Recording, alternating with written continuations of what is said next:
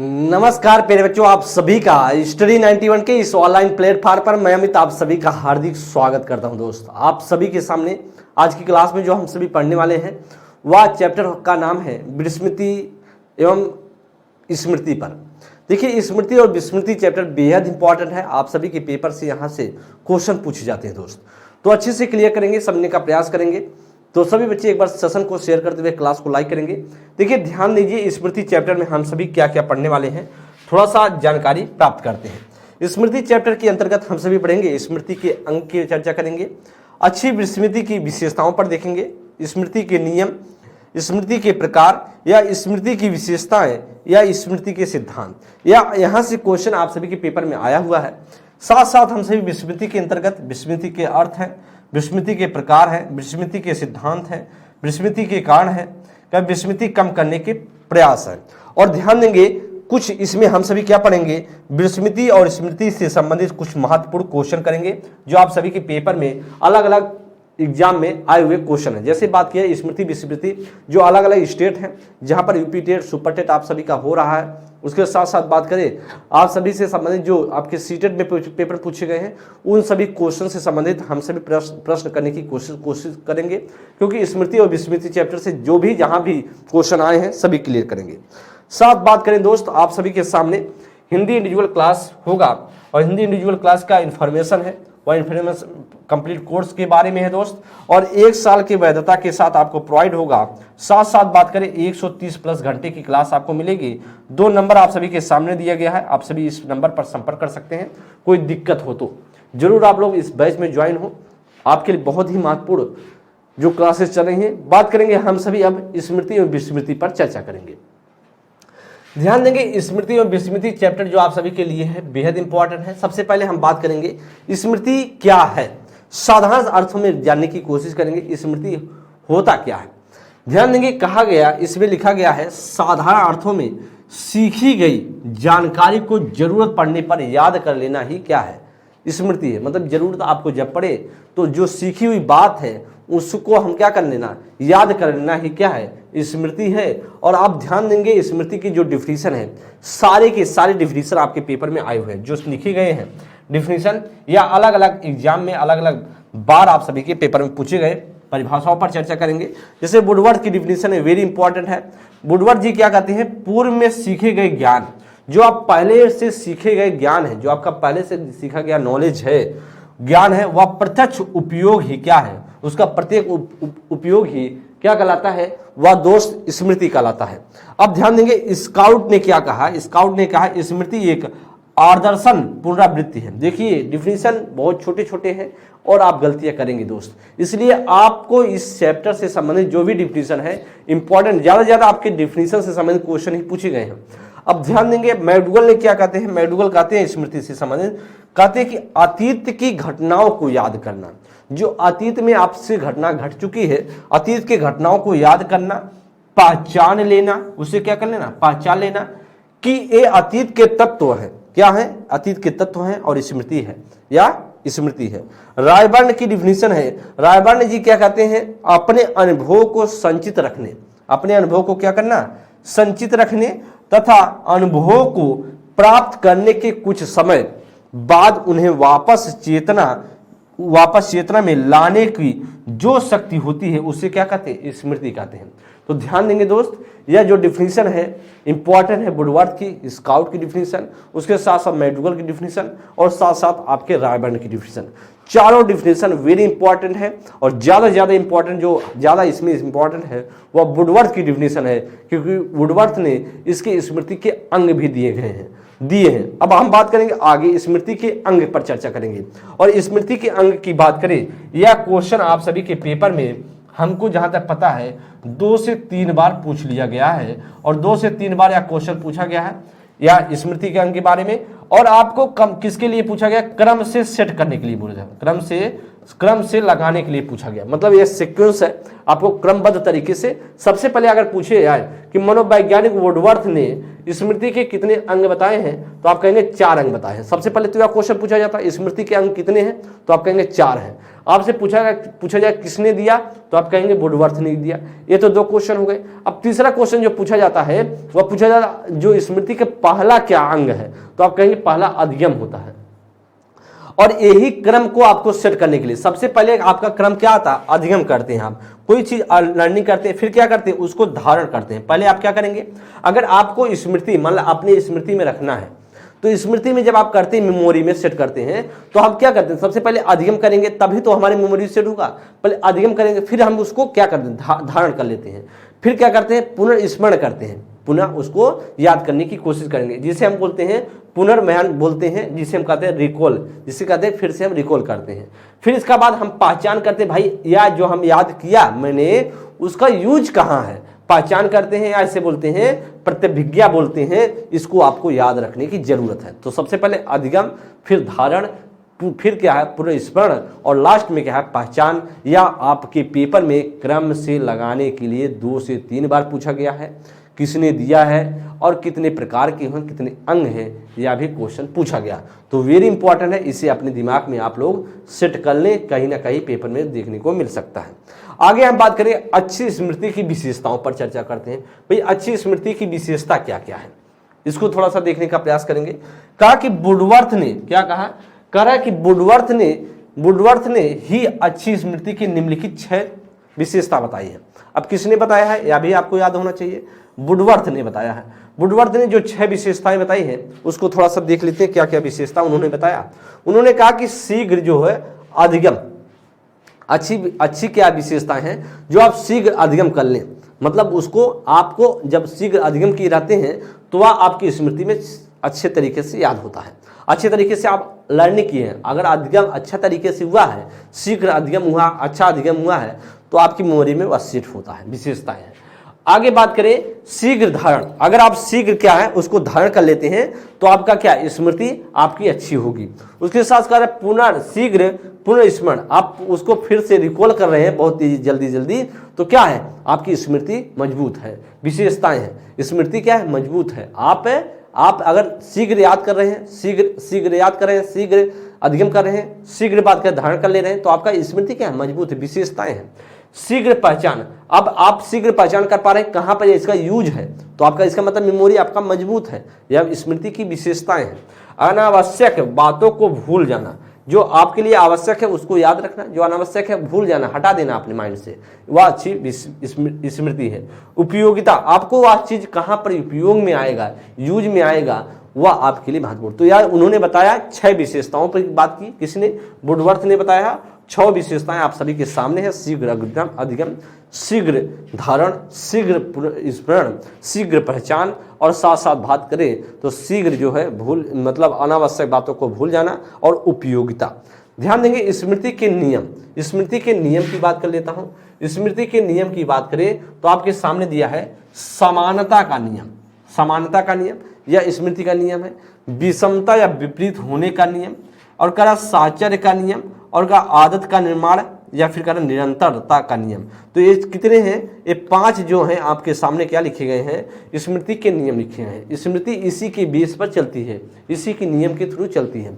जैसे आप कोई समानता का नियम, अगर आप पैरेलल है, कोई चीज समान है, तो आप क्या करेंगे, इसी के हिसाब से आपको दिमाग में ज्यादा तरीके से याद होगा। जैसे आपने कुछ पढ़ा, उसी के पैरेलल में कोई चीज पढ़ाई गई तो आपको याद हो जाएगा। यही सारी चीज है। तो आप क्या स्मृति की ये सारी क्या है, नियम है, और इसी के नियम के थ्रू चलती हैं। आगे बात करेंगे हम सभी स्मृति के प्रकार की बात करेंगे। स्मृति के प्रकार आप सभी के पेपर में पूछा जाता है। अब यहाँ से क्वेश्चन जो आया है, हमको लगता है कि 1 या 2 बार यहाँ से भी क्वेश्चन पूछे गए हैं स्मृति के प्रकार से। अभी हम सब क्वेश्चन करने का प्रयास करेंगे तो आपको बताएंगे जो क्वेश्चन मैंने रखा है वह पेपर में सारे के सारे क्वेश्चन आए हैं स्मृति और विस्मृति से संबंधित। तो इसमें हम क्या करें, पहले कॉन्सेप्ट को समझ लें, फिर प्रैक्टिस के थ्रू समझेंगे। तो कह रहा है एटकिंस एवं सिफरिन ने अपने सूचना प्रक्रम मॉडल के अनुसार स्मृति के कितने भागों में बांट दिया, उन्होंने 3 भागों में बांट दिया था। 3 भागों में क्या कर दिया, स्मृति को 3 भागों में बांट दिया। उसमें बताया कि संवेदी स्मृति है, और एक बताया अल्पकालीन स्मृति, एक दीर्घकालीन स्मृति। अब दोस्त जो संवेदी स्मृति के बारे में उन्होंने बताया, भाई उन्होंने कहा अवधि जिसकी अवधि 1 सेकंड हो, जिसको आप याद करें 1 सेकंड में, आपकी जिसकी अवधि 1 सेकंड में हो, वह क्या बोलती है, संवेदी स्मृति कहलाती है। जिसको अल्पकालीन स्मृति है, अगर अधिकतम अवधि क्या हो 30 सेकंड हो, उसे हम क्या बोलते हैं, अल्पकालीन स्मृति बोलते हैं। दीर्घकालीन स्मृति जिसकी अवधि असीमित हो, मतलब आपको हमेशा हमेशा के लिए याद हो जाए, वह दीर्घकालीन स्मृति कहलाती है। तो 3 भागों में स्मृति के 3 भागों में बांटा है। स्मृति के प्रकार 3 है। संवेदी, जब आपके दिमाग में 1 सेकंड के लिए कोई चीज रहे, वह संवेदी स्मृति कहलाता है। अगर आपके दिमाग में 30 सेकंड तक रहे तो अल्पकालीन स्मृति कहलाता है। अगर आपके माइंड में वह हमेशा हमेशा के लिए सेट हो जाए तो दीर्घकालीन स्मृति कहलाता है। और किसने दिया है, यह आपको याद होना चाहिए। किसने दिया दोस्त, एटकिंसन एवं शिफरिन ने दिया है, या आपको याद रहना चाहिए। आगे हम बात करेंगे, समझने की कोशिश करेंगे। आगे बात करें तो स्मृति के अन्य प्रकार की बात करें। अन्य प्रकार क्या है, वो तो उनके अनुसार था। अब लेकिन हम बात करेंगे स्मृति के कुछ अन्य प्रकार हैं, इसकी चर्चा कर लेते हैं। जो अन्य प्रकार है, जैसे बात किया जाए स्थायी स्मृति, तो आप क्या होता है, एक तो स्थायी स्मृति होता है जो आपको एक बार बता दिया गया, आपके लिए हमेशा के लिए याद हो गया। जैसे बात करें, अभी बात करें तो 1 + 1 आप जानते हैं 2, तो आपके लिए क्या हो गया, ये अस्थाई हो गया है। अब आप भूलेंगे क्या, कभी आपको जीवन में ऐसा बताया जाए कि भाई 1 और 1 कितना होता है, तो आप कहेंगे 5 होता है, नहीं होता है, ऐसा नहीं बताएंगे। आप कहेंगे 1 और 1 2 ही होता है, तो आपकी स्मृति में स्थायी रूप से वह सेट हो चुकी है, अब भूलेंगे नहीं। रटन स्मृति, एक आप कैसे रटते हैं, रट कर कोई चीज स्मृति करते हैं, रट करके उसे याद कर लेते हैं, आपके माइंड में सेट कर लेते हैं। एक सक्रिय स्मृति, एक आप जो कभी कभी एक होती है ना सक्रियता स्मृति होती है, मतलब बहुत तेज फास्ट तरीके से। एक निष्क्रिय स्मृति होती है, आप जबरदस्ती उसको याद रखने की कोशिश करते हैं। एक इंद्रिय आधारित स्मृति होती है, क्या, इंद्रियों के आधारित, जैसे आप जब उसको टच करेंगे या छुएंगे तभी आपको पता है कि इंद्रियों के आधार पर ही आपको स्मृति हो पाए, भाई ऐसा है चीजें, ये चीजें आपको अनुभूत होगी। शारीरिक स्मृति क्या होगी, शारीरिक स्मृति। और आगे क्या है, आदत आधारित स्मृति, मतलब आपकी आदत पर आधारित वह स्मृति रहेगी। तार्किक स्मृति मतलब तर्क पर आधारित स्मृति होगी। वह व्यक्तिगत स्मृति, आपके पार्टिकुलर स्मृति वह चीजें होंगी, या आप व्यक्तिगत स्मृति, ये सभी क्या है, स्मृति के अन्य प्रकार है। किसके दोस्त, स्मृति के क्या है, अन्य प्रकार है। इसको आपको ध्यान में रखने की जरूरत है। स्मृति की कुछ विधियां हैं, स्मृति की कुछ विधियों पर देख लेते हैं। क्या क्या विधियां हैं, कह रहे स्मृति कई विधि है, इनमें से कुछ महत्वपूर्ण निम्नलिखित है। जैसे पूर्ण विधि, सबसे पहले पूर्ण विधि की बात करें, जब संपूर्ण विषय वस्तु, कह रहा है कि जब संपूर्ण विषय वस्तु एक ही बार में सिखाई जाए, एक ही बार में सिखाई, जैसे कहानी, कविता और याद करना। जैसे कह रहा है जब कोई संपूर्ण विषय वस्तु एक ही बार में सिखाई जाए तो क्या होगी, वह क्या कहलाती है, पूर्ण विधि कहलाती है। जैसे कोई कहानी हो गई या कोई कविता हो गई या क्या कहलाएगी, याद करना हमें क्या है, पूर्ण विधि है। आगे करें खंड विधि। खंड विधि क्या है, जब विषय वस्तु बड़ी होने के कारण छोटे भागों में बांटकर हमसे सिखाया जाए, याद करवाया जाए, तो उसे हम क्या करेंगे, उसे हम कहेंगे खंड विधि। जैसे बात करें गिनती आप सीखते हैं, पहाड़े याद करते हैं, तो हम खंड खंड में याद करते हैं। मतलब पता चला आपको एक ही बार में पूरी पहाड़े याद हो जाती है क्या, नहीं, तो आपको वह खंड विधि में आपको याद कराया जाए। जैसे गिनती है, पहाड़े हैं, ये सभी क्या है, आपको खंड विधि के अंतर्गत। अब भाई कोई कहानी है या कविता है, एक बार आप कविता 3 लाइन याद करेंगे, फिर कहानी 2 लाइन याद करेंगे, फिर इसके बाद आगे चल के बाद में याद करेंगे, नहीं, एक ही बार में आप समझने की कोशिश करें, याद करने की कोशिश करते हैं। जो कहानी है, कविता है, वैसे खंड विधि क्या है, आप टुकड़े टुकड़े में याद करते हैं। आगे क्या है, मिश्रित विधि। मिश्रित विधि की बात करें, इस विधि में विषय वस्तु, इस विधि में क्या है, विषय वस्तु के कुछ भाग पूर्व रूप से तथा कुछ भाग पूर्ण रूप से तथा कुछ भाग क्या होते हैं, खंडों में सिखाए जाते हैं। तो कुछ भाग किसके रूप में, पूर्व रूप से सिखाए जाते हैं, और कुछ भाग क्या होते हैं, खंड भागों में सिखाए जाते हैं। यह कहलाता है मिश्रित कहलाता है। यह कहलाता है दोस्त, यह कहलाता है मिश्रित कहलाता है। आगे हम बात करेंगे प्रगतिशील विधि। क्या है प्रगतिशील विधि की बात करें, जैसे कह रहा है कि जब पुरानी स्मृति के तत्वों में नए तत्व जोड़ दिए जाएं, तो जैसे क्लास 1 से 5 तक पहाड़ा याद करना, कक्षा 1 करा कि कक्षा 1 से 5 का पहाड़ा याद करने वाले विद्यार्थी को कक्षा 2 में 6, 7, 8, 9 का पहाड़ा आगे से और 5 में जोड़कर सिखाया जाए। क्या बोला गया दोस्त? कहा गया जब पुरानी स्मृति के प्रगतिशील विधि क्या है? जब पुरानी स्मृति के तथ्यों में नए तत्व जोड़ दिए जाते हैं तो वह कहलाती है प्रगतिशील विधि कहलाती है। जैसे कक्षा 1 से 5 का पहाड़ा, मतलब क्लास 1 में जब आप हैं तो 1 से 5 का पहाड़ा जो है वह पहाड़ा बोला जाए तो क्लास 1 में है तो 5 का पहाड़ा याद करने वाले विद्यार्थी को कक्षा 2 में क्या हो 6, 7, 8 और 9 का क्या हो 9 का पहाड़ा आगे से 5 में जोड़कर सिखाया जाए। जैसे ध्यान देंगे, जैसे करें प्रगतिशील की बात करें तो क्लास 1 में बच्चा कोई है तो 1 से 5 तक पहाड़ा सीख लिया। अब क्लास 2 में बच्चा क्या तो 6, 7, 8 की जो पहाड़े हैं, मतलब ये 6, 7, 8 के पहाड़े हैं उसको कैसे करें? वह 5 के सहारे से क्या करेंगे जोड़कर हम सिखाते हैं तो वह क्या कहलाएगा? वह प्रगतिशील कहलाएगा। जैसे 1 से जब क्लास 1 में है बच्चा, क्लास 1 में है दोस्त, जब क्लास 1 में है तो बच्चा 5 तक पहाड़ा याद किया है। अब बच्चा क्लास 2 में है जाएगा तो क्लास में 2 में गया, मान लीजिए 6, 7, 8 के पहाड़े सिखा रहे हैं आप, तो जो 5 का पहाड़ा अभी तक 1 से 5 तक सीखा है उसी से जोड़ कर जब हम सिखा देते हैं तो उसको बोला जाता है प्रगतिशील विधि बोली जाती है। क्या बोली जाती है बाप? प्रगतिशील बोली जाती है। आगे क्या है दोस्त? अंतराल विधि है। क्या है? अंतराल विधि है।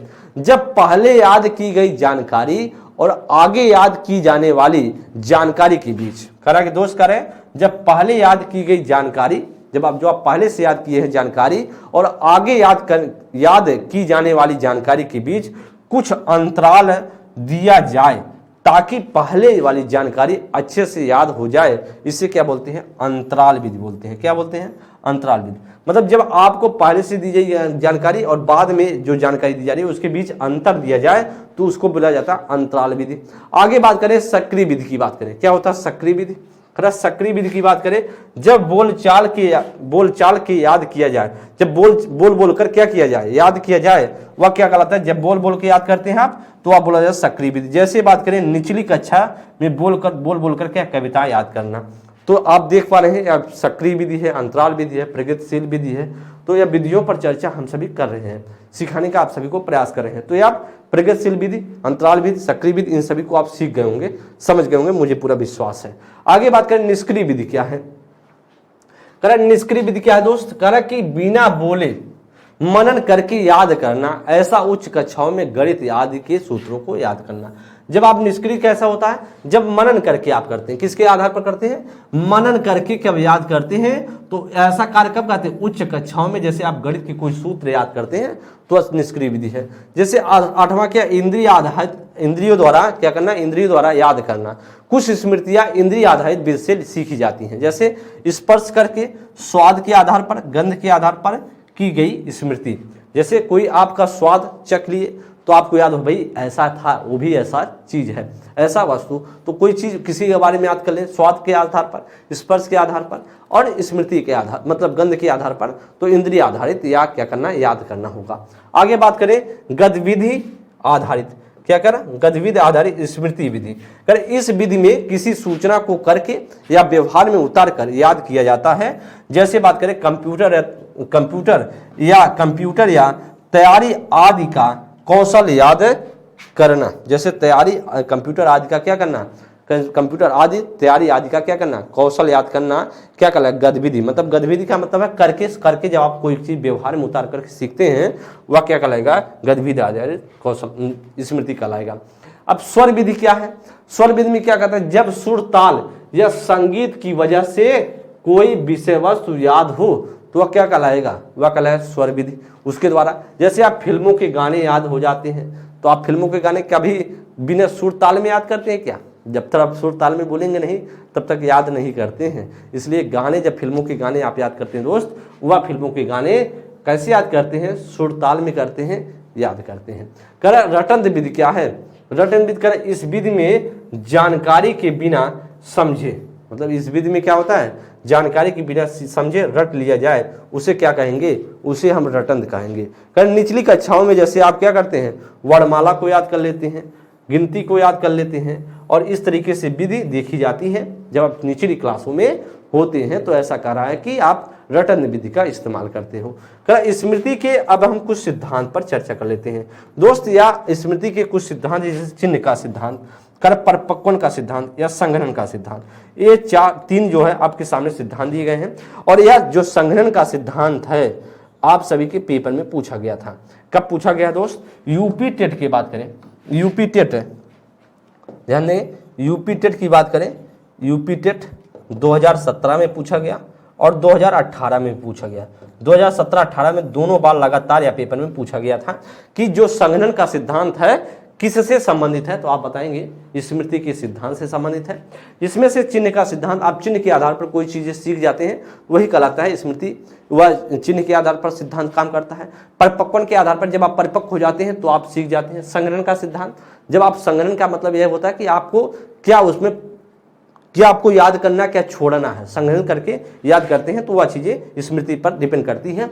तो इसलिए कहता है कि जो स्मृति के सिद्धांत है वह तीन तरीकों से, चिन्ह पर आधारित होकर के, परिपक्वन के आधार पर, संग्रहण के आधार पर, और इस तरीके से आप सीखते हैं। चिन्ह का सिद्धांत है, स्मृति का सिद्धांत है, आपको समझ में आ गया है, कोई दिक्कत आपको नहीं हो रहा होगा। क्या आपको कोई दिक्कत, स्मृति के सिद्धांत समझ में आ गए होंगे। हम बात करेंगे, आप स्मृति पर बात करेंगे। स्मृति में कोई दिक्कत नहीं, आपको सारी की सारी नॉलेज दे दिया गया है, इससे बाहर क्वेश्चन नहीं पूछा जाता है। अब हम बात करेंगे विस्मृति से संबंधित। विस्मृति से संबंधित ध्यान देंगे क्या डिफिनीशन है, करें सीखी गई सूचना, करें सीखी गई सूचना को प्रयास करने के बाद, अगर कोई सूचना आप सीखी है उसको प्रयास करने के बाद क्या हो, याद ना कर पाने को क्या बोला जाता है, वह विस्मृति बोला जाता है। कोई सूचना है आप याद किए हैं फिर भी आपको याद नहीं हो रहा है तो फिर क्या होगा, सीखी गई सूचना है, कोई आपने सीखा है, उस सीखी हुई सूचना को आप प्रयास कर रहे हैं फिर भी याद नहीं हो पा रहा है, वह क्या कहलाएगा, विस्मृति कहलाता है। तो हम कुछ परिभाषाओं पर जानने की कोशिश करेंगे, देखेंगे मन के अनुसार, वेरी इंपॉर्टेंट है विस्मृति का डिफिनीशन मन के अनुसार। तो मन ने क्या कहा है, सीखी गई सूचना को, क्या कहा उन्होंने, सीखी गई सूचना को स्मरण करने या पुनर्स्मरण करने की असफलता को ही क्या कहते हैं, विस्मृति कहते हैं। मन के अनुसार वेरी इंपॉर्टेंट, मतलब हम सीखी गई जो सूचना है उसको क्या किया जाए, सूचना है, सूचना को स्मरण करने या पुनर्स्मरण करने की जो असफलता होती है उसी को हम क्या बोलते हैं, उसी को विस्मृति बोला जाता है। आप बात करेंगे फ्रायड ने कहा, क्या कहा, फ्रायड ने भी डिफिनीशन दिया है विस्मृति से संबंधित। उन्होंने कहा कि विस्मृति वह प्रक्रिया है, विस्मृति क्या है, वह प्रक्रिया है जिसके द्वारा दुखद अनुभवों को जानबूझकर विस्मृति से अलग कर दिया जाता है।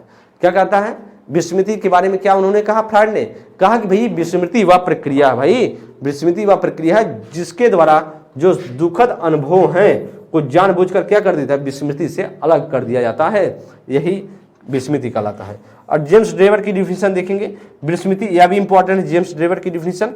आगे ध्यान देंगे, विस्मृति का अर्थ है किसी समय पूर्व अनुभव का स्मरण करने या पहले सीखी गई क्रिया में प्रयास करने के बावजूद भी असफल होना। मतलब जो आपने सीखा है उसको सीख नहीं पा रहे हैं, असफल हो जा रहे हैं, वही क्या कहला, जेम्स ड्रेवर ने कहा कि विस्मृति की डिफिनीशन है।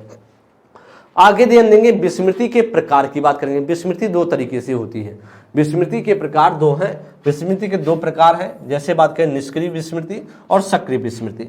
निष्क्रिय और सक्रिय की बात करूंगा, जिसमें से बात करें इस प्रकार की विस्मृति में सीखी गई जानकारी को हम अभ्यास की कमी के कारण भूल जाते हैं। निष्क्रियता में क्या होता है, निष्क्रियता मतलब अभ्यास हम नहीं करेंगे तो हम भूलते जाएंगे, हम अभ्यास नहीं करेंगे निष्क्रियता में भूल जाएंगे। एक होता है सक्रिय विस्मृति, इस तरीके की विस्मृति में जानबूझकर हम क्या करता है, जानबूझकर व्यक्ति अपने दुखद यादों को भूल जाना, मतलब अपने दुखद यादों को भूल जाना, मतलब सक्रियता में क्या होती है, वह जानबूझकर बोलने की कोशिश करता है, और निष्क्रिय में क्या करता है, अभ्यास नहीं करता, प्रैक्टिस नहीं करता तो भूल जाता है। निष्क्रिय और सक्रिय दो प्रकार के क्या है, वह विस्मृति के प्रकार आप देखते चलिए। यहाँ पर हम अभ्यास नहीं करने में क्या होती है कमी, उसको निष्क्रियता बोलते हैं। सक्रियता में क्या करते हैं, जानबूझकर हम दुखद चीजों को क्या भूलने की कोशिश करते हैं।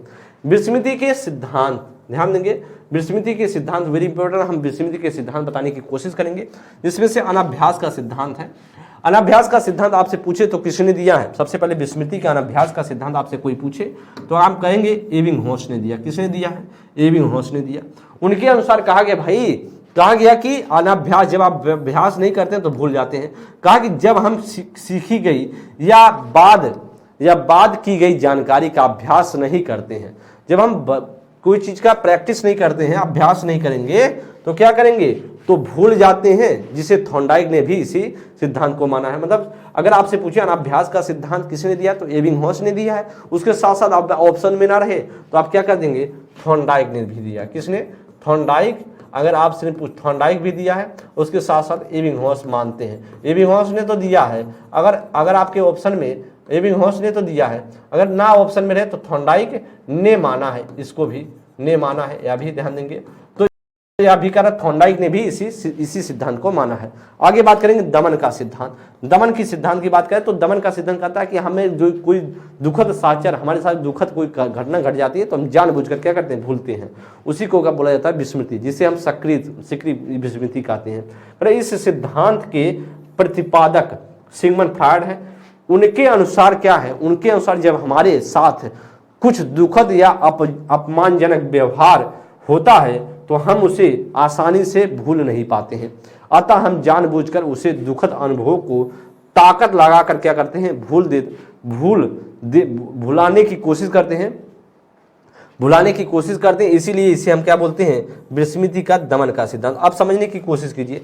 दमन की सिद्धांत की मैं बात करूं तो जब भी कभी बात करें, कोई व्यक्ति अगर है आपका, कोई आपका सहयोगी है, माने कोई व्यक्ति आपको 2 थप्पड़ जड़ देता है, अब बाई चांस आप नहीं उसको रिवर्स नहीं कर पाते हो, पीट नहीं पाते हो, तो आप क्या भाई, जब आपको मार दिया कहीं सार्वजनिक क्षेत्र पर पीट दिया, अब जब पीट देता है तो आप सोचते हो कि यार अब आप पिटाई भी नहीं कर पा रहे हो उसको, तो आप कुछ नहीं कर पा रहे हो, तो आप सोचो कि यार छोड़ो, एक काम करते हैं, भूल ही जाते हैं। तो हमारा जो दुखद कोई कार्य हुआ, कोई दुखद व्यवहार हुआ हमारे साथ, उसको हम जबरदस्ती जब हम भूलने का दबा करके भूलने की कोशिश करते हैं तो हमारा क्या होता है, वह क्या होता है दोस्त, वह विस्मृति का दमन का सिद्धांत कहलाता है। और हम भूलने का, जिसे हम एक तरीके से कह सकते हैं जिसे हम बोलते हैं सक्रिय विस्मृति भी बोल सकते हैं। और दमन का सिद्धांत किसने दिया, या आपसे कोई पूछे तो विस्मृति के दमन का सिद्धांत तो आप सीधा बताएंगे दोस्त, वह देने वाला व्यक्ति था सिगमंड फ्रॉयड। सिगमंड फ्रॉयड ने इसको बताया है। किसने बताया, सिगमंड फ्रॉयड ने बताया है। आगे हम चलेंगे, आगे समझने की कोशिश करेंगे।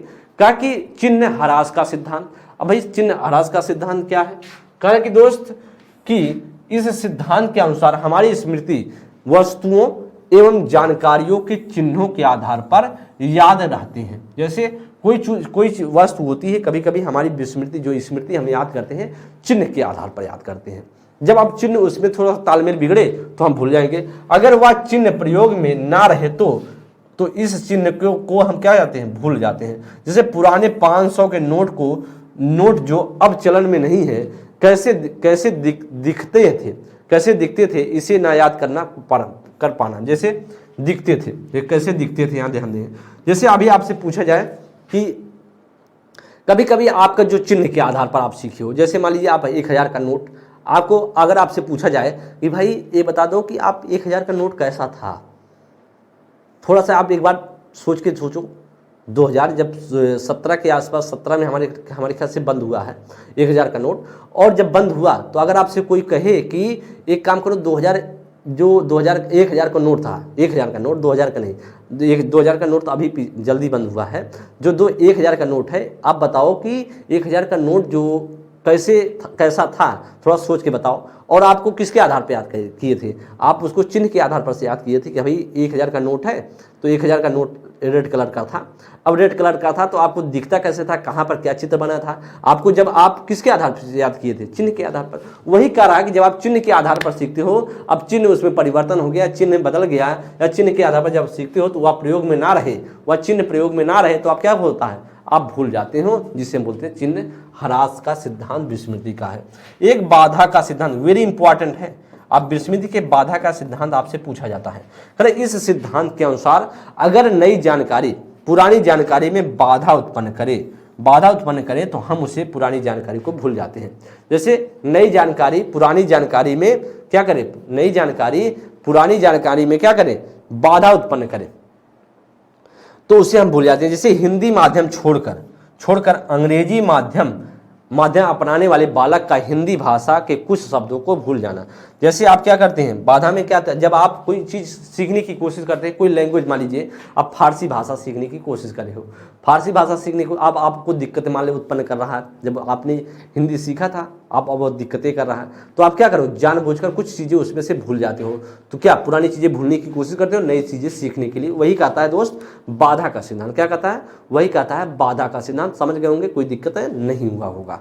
आगे दोस्त बात करेंगे तो आप सभी के सामने इन्फॉर्मेशन है, वह इन्फॉर्मेशन क्या है, यूपी त्रिवेशी पेट का कंप्लीट कोर्स आप पैकेज होगा आपके सामने, और कंप्लीट कोर्स 1299 का है।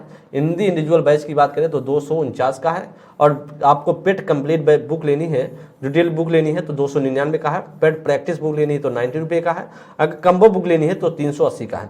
ध्यान देंगे, 2 बुक आपके सामने दिख रहे हैं, एक संपूर्ण अध्ययन सामग्री का है, एक प्रैक्टिस बुक है। 2 बुक आपके सामने है, आप सभी ऑनलाइन ऑफलाइन दोनों तरीके से परचेज कर सकते हैं। 2 नंबर आप सभी के सामने दिया गया है, कोई दिक्कत हो यहाँ पर आप सभी संपर्क कर सकते हैं। क्या कर सकते हैं दोस्त, संपर्क कर सकते हैं। साथ ही साथ बात करें, आधुनिक इतिहास की क्लासेस चल रही हैं, आप सभी इंडिविजुअल बैच है उसमें ज्वाइन हो सकते हैं, और आपके सामने 2 नंबर दिए गए हैं, अगर कोई दिक्कत हो तो आप सभी बात कर सकते हैं, संपर्क कर सकते हैं। ध्यान देंगे दोस्त, तो अभी हम सभी ने क्या समझने की कोशिश किया, एक बार फिर से हम रिकॉल करने की कोशिश करेंगे। आज की क्लास में जो हम सभी ने पढ़ा उसको स्मृति के बारे में समझा, विस्मृति के बारे में समझा, स्मृति के कुछ सिद्धांत के बारे में समझा, विस्मृति के भी सिद्धांत के बारे में समझा। डिफिनीशन, खास करके आपके डिफिनीशन आपके पेपर में पूछे जाते हैं, जिस डिफिनीशन को, जैसे जो मैंने डिफिनीशन आपको बताया कि पेपर में आए हुए हैं, वह पेपर में कई बार रिपीटेड है, तो हो सकता है फिर से पेपर में आए, तो आपको अपने दिमाग में रखना है कि यार पेपर में आता है तो आप कर जाए। जैसे विस्मृति की कुछ बात करें, हमने आपको सिद्धांत बताए, इसमें से मैंने बताया था अनाभ्यास का सिद्धांत, एबिंगहॉस ने दिया है, बाद में उसका समर्थन किसने किया, थॉर्नडाइक ने किया। उसके साथ साथ दमन का सिद्धांत मैंने बताया कि विस्मृति के दमन का सिद्धांत जो फ्राइड ने, ये चीज़ें पूछी गई हैं आपके पेपर में, जैसे बाधा का सिद्धांत हो गया, जैसे चिन्ह ह्रास का सिद्धांत हो गया। तो ये सभी सिद्धांत है दोस्त, आपको कोई दिक्कत कोई परेशानी मुझे लगता नहीं है कि आपको कोई दिक्कतें हुई होंगी। विस्मृति की बात करें, स्मृति के अंग जो वुडवर्थ ने दिए हैं आपको अच्छे से याद होना चाहिए। जो सबसे पहले मैंने आपको बताया था अधिगम होता है, एक बार फिर से रिकॉल कर देते हैं। सबसे पहले अधिगम होता है, दूसरे को हम बोलते हैं जिसे धारण बोलते हैं, तीसरे को पुनर्स्मरण बोलते हैं, और चौथे की बात करें जिसे हम बोलते हैं दोस्त, पहले को अधिगम, दूसरे को धारण, तीसरे को पुनर्स्मरण, और चौथे की बात किया जाए, चौथे को बोलते हैं जिसे हम बोलते हैं दोस्त वह प्रतिविज्ञा। क्या बोलते हैं, वह प्रतिविज्ञा बोलते हैं, जिसे एक तरीके से आप सब बोल सकते हैं दोस्त, उसे अभी थोड़ा सा माइंड से हट रहा है, तो इस शब्दों से बोल सकते हैं। तो आपको पेपर में ये सारी चीज़ें आती हैं, आपके पेपर में ये सारी चीज़ें पूछी जाती हैं, तो आप अच्छे से चीज़ों को रट के याद करके जाएंगे। पेपर में क्रम से लगाने के लिए पूछी जाती हैं, और आपको अच्छी तरीके से व्यवस्थित ढंग से याद होना चाहिए। चलेंगे दोस्त, आप सभी के सामने कुछ क्वेश्चन है, क्वेश्चन की समझने की कोशिश करेंगे, या क्वेश्चन अच्छे से पहले आप पढ़ेंगे और बताने का प्रयास करेंगे क्या इसमें से राइट होगा, क्या इसमें से राइट होगा। तो आप जानते हैं वह कौन सा दोस्त, पहचान है, याद आ गया। देखिए सबसे पहले क्या है, वह अधिगम है, धारण है, फिर क्या है, पुनर्स्मरण है, और चौथा क्या है, पहचान है। तो आपको याद होना चाहिए। चलेंगे, अब बात करेंगे, हम सभी के सामने क्वेश्चन कुछ होंगे और क्वेश्चन को पढ़ेंगे, बताने का प्रयास करेंगे आप सभी क्या इसमें से राइट आंसर होगा।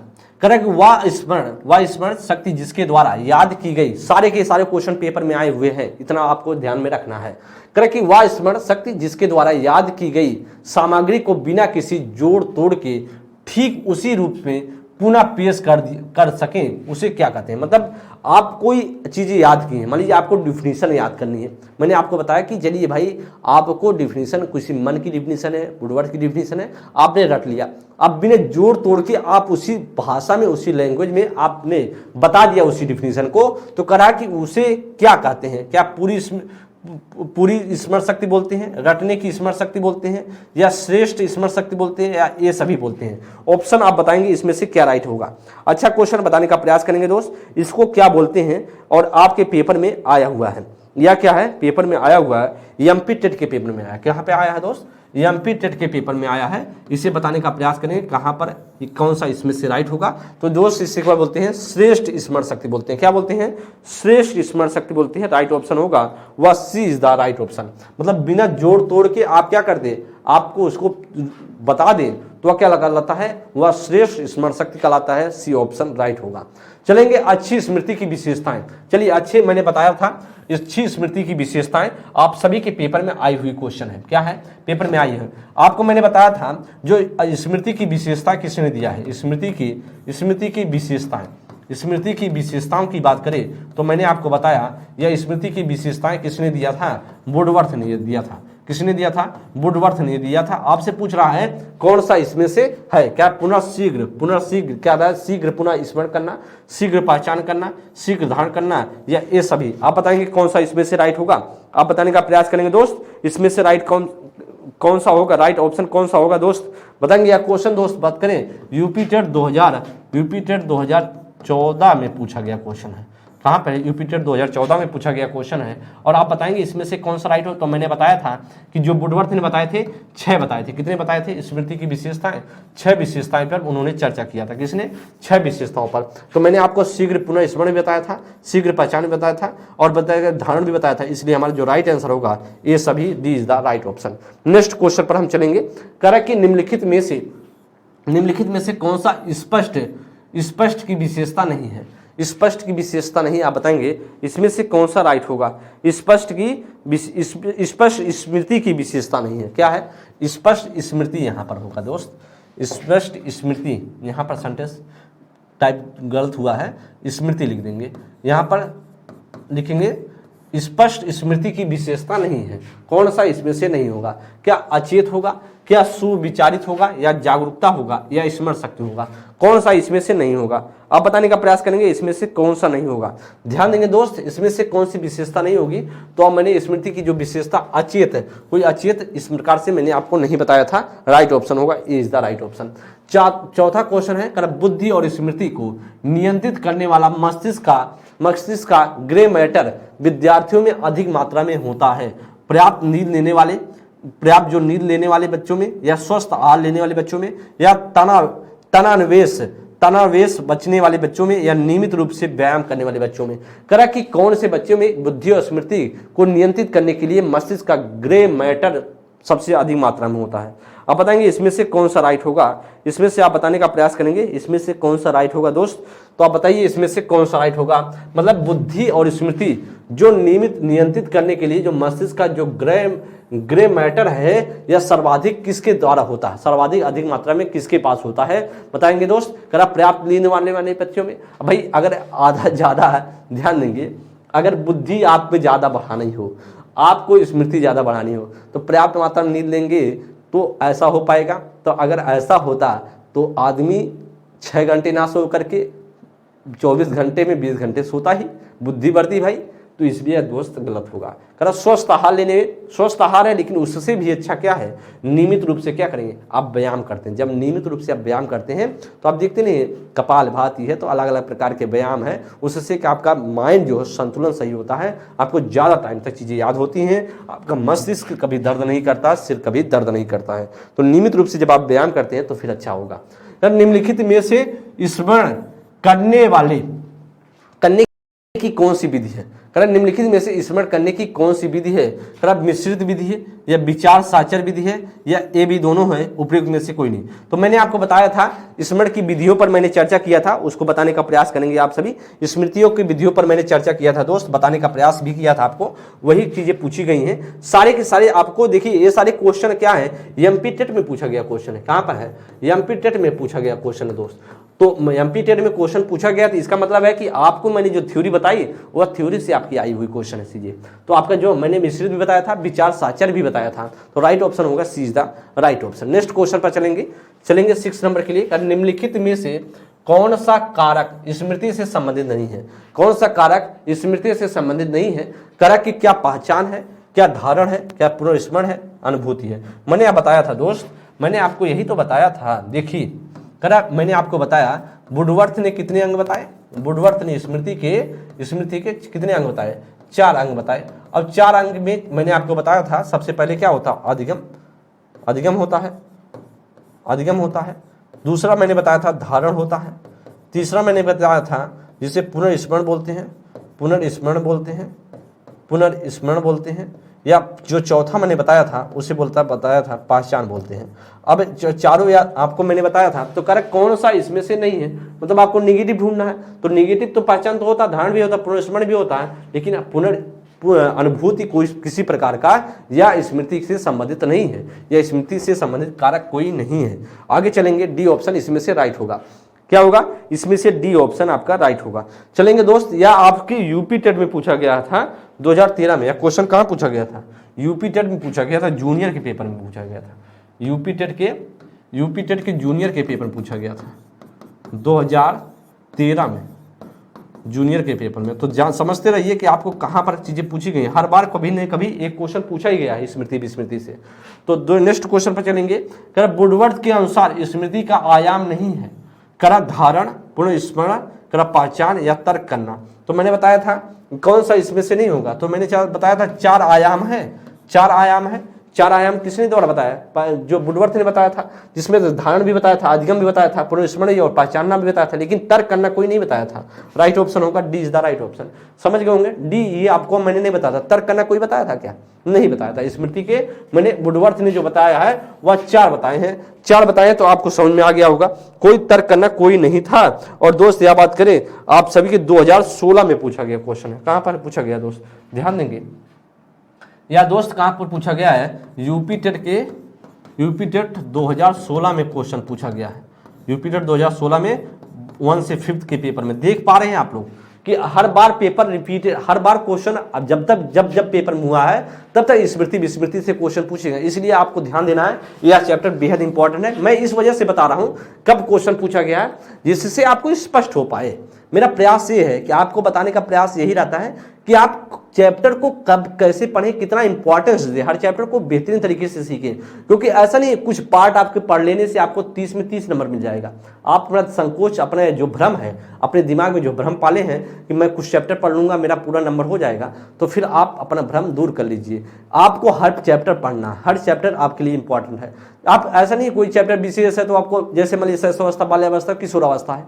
अब शैशव, बाल्यावस्था, किशोरावस्था है, इसमें से जो क्वेश्चन आएंगे 1 से 2 क्वेश्चन से अधिक नहीं क्वेश्चन आएंगे। अब आप उसे लेकर के बैठे हो, भाई शैशवावस्था में क्या हड्डियां कितनी बढ़ रही हैं, छोटी हो रही हैं, बड़ी हो रही हैं, क्या विशेषताएं, उसे रटे पड़े हो। आएगा पेपर में 1 या 2 क्वेश्चन, अधिकतम 2, मिनिमम 1 क्वेश्चन आएगा।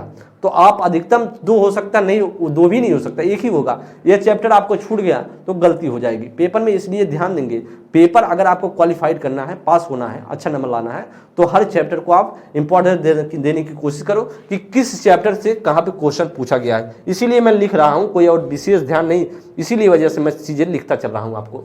8वां नंबर क्वेश्चन कह रहा है, निम्नलिखित में से स्मृति की प्रक्रिया का हिस्सा नहीं है। करा भंडारण, पुनर्प्राप्ति, इनकोडिंग या पेड़ा। करा कौन सा हिस्सा नहीं है? बताएंगे आप सभी, इसमें से कौन सा हिस्सा नहीं है? बताएंगे दोस्त, बताएंगे इसमें से स्मृति का कौन सा हिस्सा नहीं है? ये देखिए एमपी टेट में 2019 में पूछा गया है। कहाँ पर? एमपी टेट के पेपर में पूछा गया है। एमपी टेट 2019 के पेपर में पूछा गया है या क्वेश्चन। तो कह रहा है कि स्मृति की प्रक्रिया का हिस्सा नहीं है। बताएंगे। तो आपको मैंने बताया था भंडारण भी करना क्या है? स्मृति की हिस्सा है। पुनर्प्राप्ति करना, फिर से उसे रिवर्स करना ना। अगर भाई स्मृति अच्छी है तो पुनर्प्राप्ति करेंगे कि नहीं करेंगे? भंडारण कर पाएंगे कि नहीं कर पाएंगे? आप भंडारित करते हैं, आप कोई चीज पढ़े हैं, सीखे हैं, तो उसको भंडारित किए हैं कि नहीं अपने माइंड में? तो वो भी किए हैं। इनकोडिंग किए हैं, कोई कोड भाषा में किए हैं, तो वो भी किए हैं। लेकिन पेड़ा क्या है? पेड़ा इससे संबंधित नहीं है, स्मृति की प्रक्रिया का हिस्सा नहीं है पेड़ा। या आपका क्या ऐसा कोई पेड़ा आपके लिए है क्या? याद करके आप बैठे हो, आपको मोटिवेट कर रहा है? नहीं दोस्त। इसलिए दोस्त आपका जो राइट होगा वह 8 का डी ऑप्शन। करा वर्तमान में पहने जा रहे जूते की एक नई जोड़ी से जूते के काटने का दर्द, इसका एक उदाहरण है। बताएंगे। करा दीर्घकालीन स्मृति है, प्रासंगिक स्मृति है, तत्काल स्मृति है, संवेदन स्मृति है।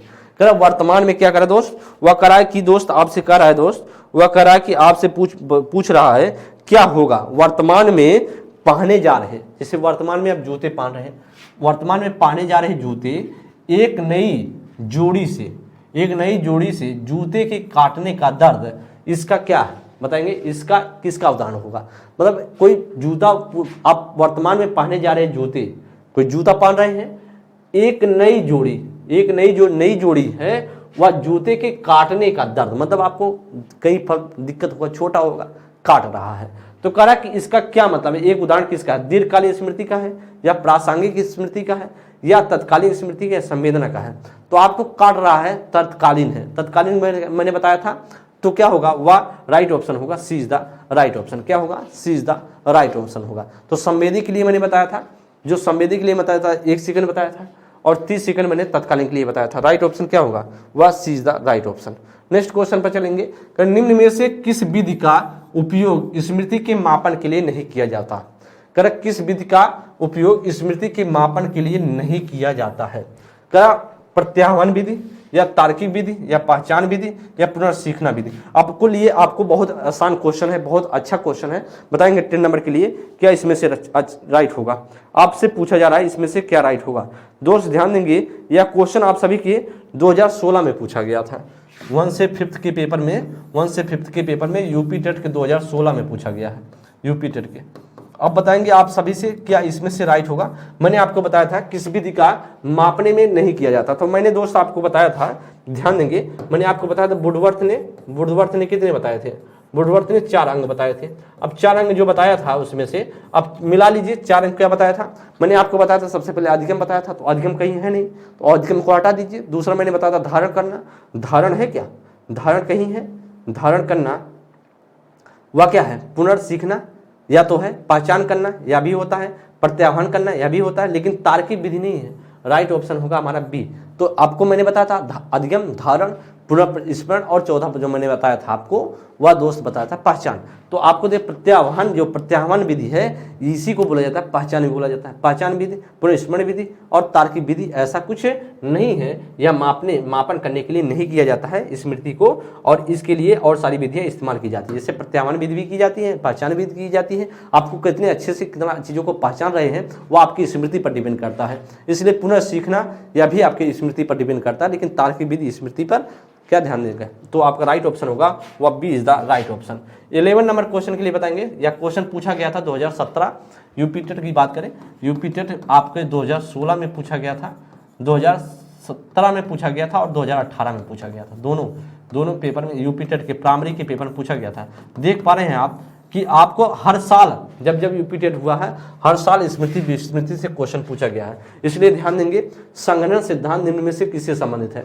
मैंने आपको बताया था अधिगम से, अप्रेरणा से, स्मृति से, सृजनात्मकता से। मैंने आपको बताया था किससे संबंधित है दोस्त, वह मैंने आपको बताया था संगणन का सिद्धांत मैंने आपको बताया था वह स्मृति से संबंधित है। किससे, स्मृति से संबंधित है। किससे, स्मृति से। C is the right option.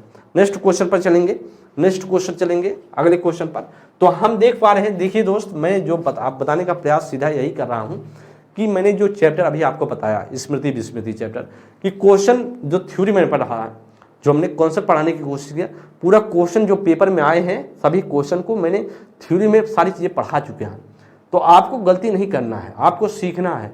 अगर आप स्मृति विस्मृति चैप्टर जानते हैं तो ठीक है, नहीं पता है तो आप जरूर लिख लें चैप्टर को, इसलिए आपके लिए बहुत महत्वपूर्ण है।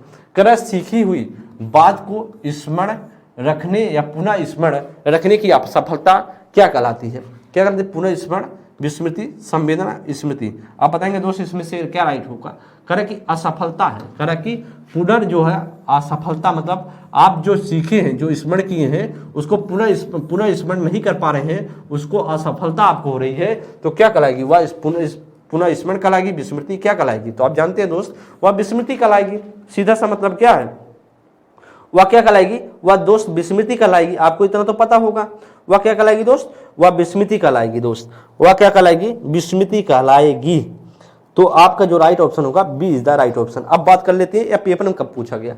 यूपी टेट के जूनियर के पेपर पूछा गया है, यूपी टेट 2016 के जूनियर के पेपर में पूछा गया है सेकेंड पेपर में, और उसके साथ साथ करें 2017 में 1 से 5th वाले पेपर में पूछा गया है। तो आप सीख पा रहे हैं कि आपके पेपर में हमेशा से 1 या 2 क्वेश्चन पूछा गया है, तो आपको नज़रअंदाज नहीं करना है, सीखना है, समझना है। तो 12 का जो राइट ऑप्शन होगा वह 20 द राइट ऑप्शन। सीख गए होंगे, समझ गए होंगे दोस्त। आगे बात करेंगे 13 नंबर की बात करें, सीखी गई बात को धारण करने व पुनः स्मरण करने का असफल होना क्या कहलाएगा, विस्मरण है या धारण है या स्मरण है, या बात का धारण है या चिंतन है? क्या बताएंगे? स्मरण, धारण या चिंतन, क्या इसमें से राइट होगा दोस्त? यह क्वेश्चन आपसे पेपर में आया हुआ है, ये भी क्वेश्चन पूछा गया है।